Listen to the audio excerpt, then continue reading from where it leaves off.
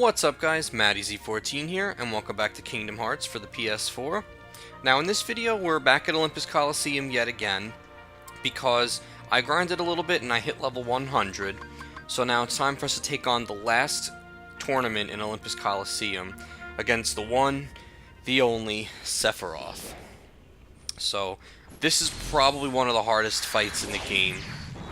If not the... Actually, it is the hardest fight in the game, I would say. And I just realized I forgot to put items in my inventory. So, I have items, but I don't have good items. So, I'm going to let this cutscene play out.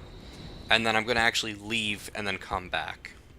Because I need the elixirs and stuff in my inventory.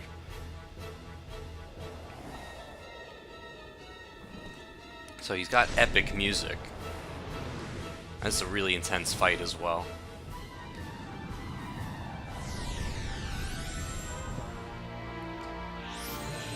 So there he is, Sephiroth. Platinum match, Sephiroth. Alright, so we're back. I made sure my items were all good and everything. I made sure my abilities were what they needed to be. So now we gotta get this fight on the way. So one thing I actually did for this fight was I took off all of my combo abilities, like Combo Plus and stuff, because it's actually a good idea to only hit him with the 3 combo. Because if you hit him with any more, he can like unleash some of his combos on you. So for this, it's a good idea to stay away from him and then let him come to you and attack you. Because if you go to him, he could do a lot of damage to you. When he does that fire attack, it's good to run in and attack him. Like, stay right on the edge, and then as soon as it wears off, you run in and attack. Because he's got some pretty dangerous attacks. So see, like, how he jumped towards me there, then I attack him, and I try to back up. Just his sword is gigantic, so he's got a lot of range on us. And then he's got one attack that he could do, that if it hits us, it leaves us with, like, 1 HP, I think. So that's really important to watch out for. That attack right there. If he casts that, that leaves us with 1 HP, and that can... Like, it's very common for him to do that, and then just hit you immediately after, and then you die. And that's it, game over. So, that's why it's good to watch out for that. If all you need to do is, like, hit him once, and then he'll cancel that. You could hit him with Strike Raid, you could hit him, like, by running up to him. Pretty much any hit will do that. Normally he'll do it after he teleports away from you. So that's why it's good to keep an eye on him. Damn, he's doing a lot of hits on me now. He's not following his normal pattern. There we go. And then he starts like teleporting behind us and like countering and stuff. Oh god. This is really hard to dodge this right here. So this, a lot of times you have to just spam heal on him. Like, heal on yourself, I mean. Luckily, sliding dash really comes in handy when he starts casting that attack, because you can just slide over to him, and then it'll nullify the attack. So, we're doing pretty decent so far. I don't want to jinx anything. Normally, I always had a hard time with this, but I always used to have, like, my 7-hit combo. Oh, I hate this attack. Oh, never mind. Is this what I thought it was? I don't remember what attack this is. Oh, yeah. This meteor attack is annoying. So I don't know if you actually hit him or not. I'm gonna try it. No, you can't. So basically he just spins these meteors around while he charges up this like spirit bomb type attack. But you can heal, and then if you have Leaf Bracer on, you're immune to it, and then you actually don't take damage. So this is where it starts getting more intense. Oh god. Ooh, I just hit him right in time. He was right about to cast that attack. Can't see anything. Alright, so he's on his last bar. I'm actually really surprised. This is my first attempt, by the way. I didn't cut anything out. The only thing I cut out was when I backed out to switch up my items. So, we're doing really well so far. I might actually beat him on the first attempt. That's never happened. As long as he doesn't use that, like, angel attack, whatever it's called, I should be good. Oh my god, I just beat him on the first attempt. Alright, let's go. That took way less time than I expected it to.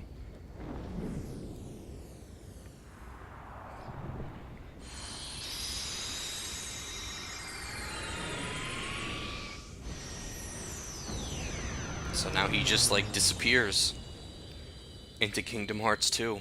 Minor spoilers. I believe he's a boss in Kingdom Hearts 2 as well. Sora obtained one winged angel, and we got the Ansem reports as well. That's the power of the key. So you know what I'll do, because I didn't expect this episode to be that short, what I'll do is I'll read all the Ansem reports now, because that's the last one. And first I'll check out that new Keyblade. The one-winged angel has little power but sometimes deals extremely powerful critical blows, reduces MP by 2. I've never used that before because I've always had the Ultima weapon. But alright, so now we'll read the Ansem diaries. Ansem's reports, whatever. So part 1. Much of my life had been dedicated to the pursuit of knowledge. That knowledge has guarded this world well. Not a soul doubts that. I am blessed with my people's smiles and respect. But though I am called a sage, there are things I do not understand. I believe darkness sleeps in every heart, no matter how pure. Given the chance, the smallest drop can spread and swallow the heart. I've witnessed it many times. Darkness, darkness of the heart. How is it born? How does it come to affect us so? As ruler of this world, I must find the answers. I must find them before the world is lost to those taken by the darkness. Ansem's report 2. It is my duty to expose what this darkness really is. I shall conduct the following experiments. Extract the darkness from a person's heart, cultivate darkness in a pure heart, both suppress and amplify the darkness within. These experiments cause the test subjects' hearts to collapse, including those of the most stalwart. How fragile our hearts are. My treatments produced no signs of recovery. I confined those who had completely lost their hearts beneath the castle. Sometime later, I went below and was greeted by the strangest sight. Creatures that seemed born of darkness. What are they? Are they truly sentient beings? Could they be the shadows of those who lost their hearts in my experiments? So, report number 3. The shadows that crawl beneath the castle, are they the people who lost their hearts, or incarnations of darkness, or something entirely beyond imagination? All my knowledge has provided no answer. One thing I am sure of is that they are entirely devoid of emotion. Perhaps further study will unlock these mysteries of the heart. Fortunately, there is no shortage of test samples. They are multiplying underground even as I write this report. They still need a name. Those who lack hearts. I will call them the Heartless. So that's how they got their name. So now here's Ansem's report 4. The Heartless appear in groups and are multiplying rapidly. I've provided them both living and non-living samples. They've responded only to the living. They seem to multiply after absorbing something from the living creatures. Their prey vanishes without a trace. I believe the Heartless are taking hearts. They are born from those who lost their hearts and thrive on hearts seized from others. The hearts taken by the Heartless become heartless themselves. Though I lack proof, I am confident in my hypotheses. I must also study their behavioral principles. Though they lack emotions, they do seem to have some intelligence. How to communicate with them? It just occurred to me. Could they be the darkness in people's hearts? So now, report number 5. To study heartless behavior, I picked one out for observation. It wiggled its antenna and, as if seeing a target, headed deep into the castle. In the deepest part of the castle, its antenna began vibrating as if searching for something. Suddenly, a strange door appeared. I'd never known of its existence. It had a large keyhole, but didn't seem to be locked, so I opened the door. What I saw on the other side mystified me. What was that powerful mass of energy? That night, I observed a great meteor shower in the sky. Could it be related to the door that I have opened? So, I don't know if it's going to explain it in this next, or in a future report, but basically, this meteor shower he saw was when he opened up the door, that's what connected all the worlds. Because if you remember, Donald and Goofy said that once we close the final door, all the worlds will separate again. So that's why all the worlds are connected and we can travel from one to the next. So here's Ansem's report 6. A massive core of energy lay beyond the door sought by the Heartless. It may well be the ultimate goal of all Heartless. But what is that energy? I've devised a hypothesis based on my observations of the Heartless. The Heartless feed on others' hearts, and they yearn for that energy core. That thing beyond the door must be a heart, too. The heart of this world. but there is no proof. But, having felt that immense energy, I am certain that was the heart of the world. The Heartless are trying to take hearts not only from all living creatures, but from the world itself. But what do they mean to do with that heart of the world? 7. I am now studying material from the meteors that rained down that fateful night. What a find. The material is foreign to our world. It is elastic to the touch, and when two pieces are combined, they bond easily.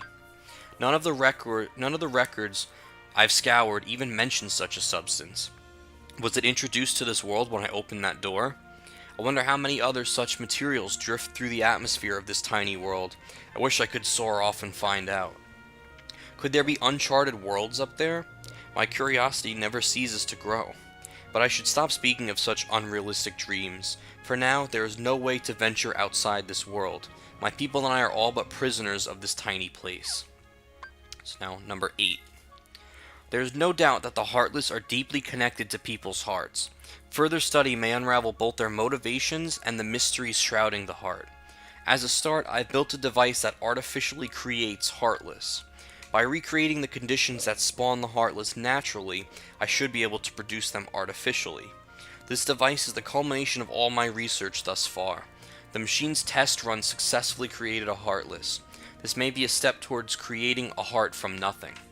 The artificially and naturally created Heartless showed nearly identical traits, but the two types should remain distinct for the purposes of the experiment, so I will mark the ones that are created artificially.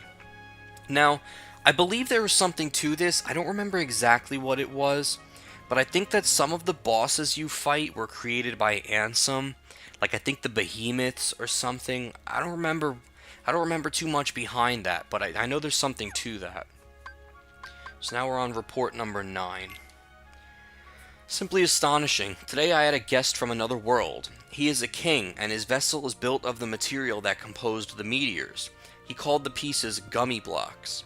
It seems that my opening that door has opened a path to interworld travel.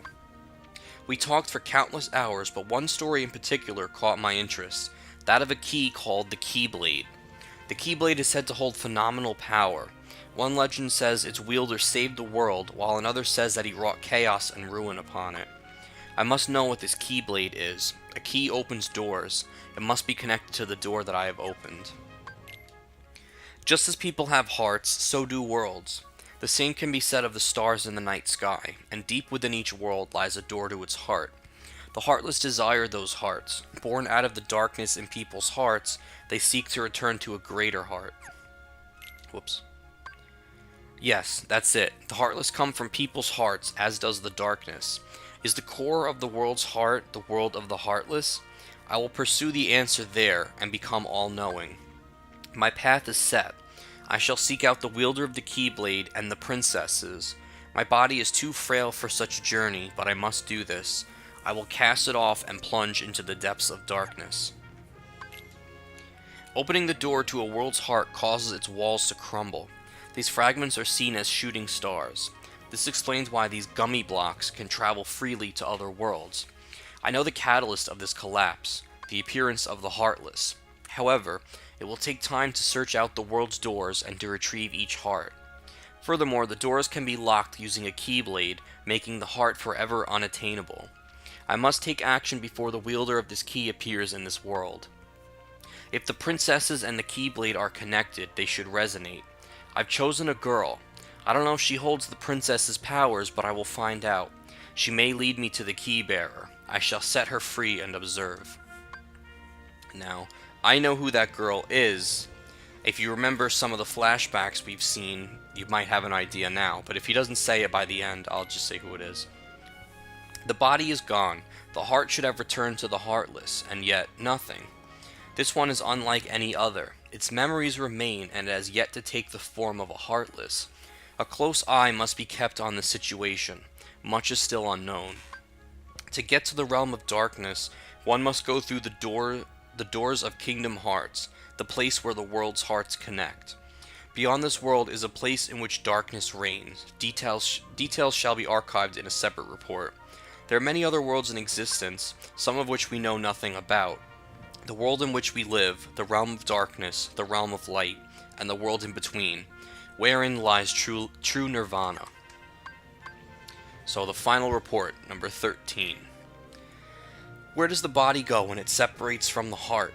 If the soul remains within the body, is it still considered to be deceased? When the heart returns to the heartless, the physical form disappears, but that is merely true in this world. Perhaps the body exists in another form in another world. If that is the case, then it is possible for one to exist in two worlds. A being that is neither darkness nor light, belonging nowhere, abandoned by its heart, a mere shell of its former self. This relation between the heart and body is complex. However, I am certain that if your self exists here, then by definition the other cannot truly exist. The other, the one which does not exist, shall be dubbed nobody. So that was all of Ansem's reports. So basically, to sum it up, he started experimenting with, he wanted to find out what causes darkness in people's hearts. So he started experimenting and he discovered the heartless. I don't think he was the cause of the heartless. I think they already existed, but he like uncovered them. And then he started doing more experiments. He found the door to the world, like the world's heart and all that. He was trying to find Kingdom Hearts, which is the door that leads to where all the world's hearts connect. And the girl he was talking about was Kairi, in case you didn't figure that out. The girl was Kairi, and she is a princess of heart, and because she's a princess of heart, she can't become a heartless. So that's why in the whole game, when she lost her heart, she never became a heartless. And then they even said that in one of the reports. I think it was 11 or 12. This one is unlike any other. Its memories remain and has yet to take the form of a heartless. Because since she's a princess of heart, losing her heart won't cause her to become a heartless. She would just be like an empty shell. And then, lastly, the thing with the nobodies, what that means is, when somebody loses their heart, like take it for example, if Sora loses his heart, his heart would come out of his body, that would form a heartless, or it would create a heartless, and then the like empty shell of his body that's left over would either form or create a nobody. So basically, like that's how the nobodies come to be. That's more relevant in Kingdom Hearts 2, maybe in the next game, I'm not 100% sure, but so basically losing your heart causes heartless and causes nobodies. But that's all of Ansem's reports. That really sums up the story much more. And that was also the Sephiroth fight. So I hope you guys enjoyed the video. Be sure to check out my channel for more gameplays and playthroughs. And if you like what you see, subscribe to me. And once again, thank you guys for watching, and I'll see you guys in the next one.